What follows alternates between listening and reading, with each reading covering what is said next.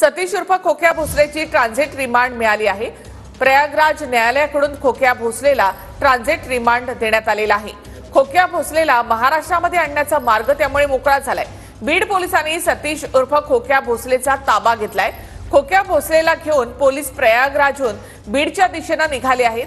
काही वेळातच आता पोलीस प्रयागराजहून महाराष्ट्रामध्ये दाखल होणार आहेत। खोक्या भोसलेला मुंबईत आणलं जाईल आणि इथून त्यानंतर बाय रोड बीडमध्ये नेलं जाणार आहे।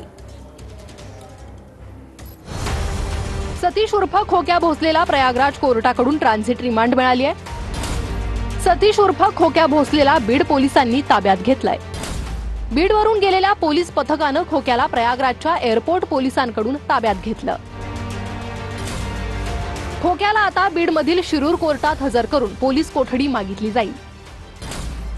आजच खोक्याला बीडमध्ये आणलं जाईल। मुंबई किंवा संभाजीनगर विमानतळावर आणण्याची शक्यता आहे।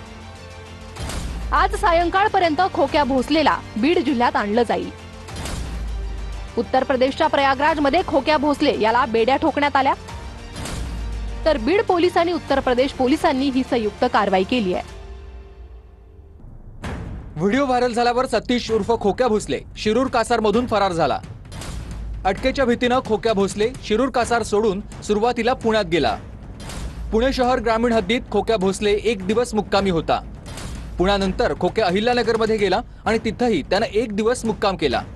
अहिल्यानगरमध्ये खोक्या भोसलेनं TV9 मराठीला मुलाखत दिली। या मुलाखतीनंतर खोक्या भोसलेला पकडण्यासाठी बीड पोलीस अहिल्यानगरमध्ये आले। मात्र खोक्या भोसलेनं पुन्हा पोलिसांना गुंगारा देत छत्रपती संभाजीनगर गाठलं। छत्रपती संभाजीनगरच्या एका तारांकित हॉटेलमध्ये दुसऱ्याच्या नावानं रूम बुक करून त्यानं मुक्काम केला। छत्रपती संभाजीनगर नंतर खोक्याचा ठाव ठिकाणा लागला तो थेट प्रयागराजमध्ये। खोक्या भोसले ट्रॅव्हल्सनं प्रयागराजला गेल्याची माहिती समोर आली आहे। बीडचे SP नवनीत कावत यांनी प्रयागराज SPंना फोन करून खोक्याचे डिटेल्स पाठवले। प्रयागराजमध्ये खोक्या उतरताच विमानतळ पोलिसांनी त्याला बेड्या ठोकल्या। सर्वांना त्यांना आरोपींना अटक करायला पाहिजे। सतीश भोसले तर मुख्य आरोपी, पण सर्व पण आम्हाला इतकं हाणलं त्यांनी सर्वांनीच, आणि ही सर्वांनी आणि त्यांच्या महिला माणसं पण आमच्या काही अनेक असे आरोप घ्यायला लागलेत। मुख्यतः महिला पण इतके आरोपी आहेत, यांची प्रशासनाने जिम्मेदारी घ्यावा, त्यांना ती शिक्षा व्हायलाच पाहिजे। यांचे एवढे गुंड होते, आम्ही बेशुद्ध अवस्थेत होतो आणि एकाच दिवशी एकाच वेळेला ह्या दोन घटना कशा होतील हे प्रशासनाने पहिले तपासायला पाहिजे आणि आमच्या असे आरोप लावता वेळेस त्यांनी विचार करून बोलायला पाहिजे। गाववाले कुणी आले असेल, आम्हाला त्यातलं काही माहित नाही, कुणी नेलं काय झालं। माझ्या वडिलाकडे पाहूनच मला ते काय कळलं।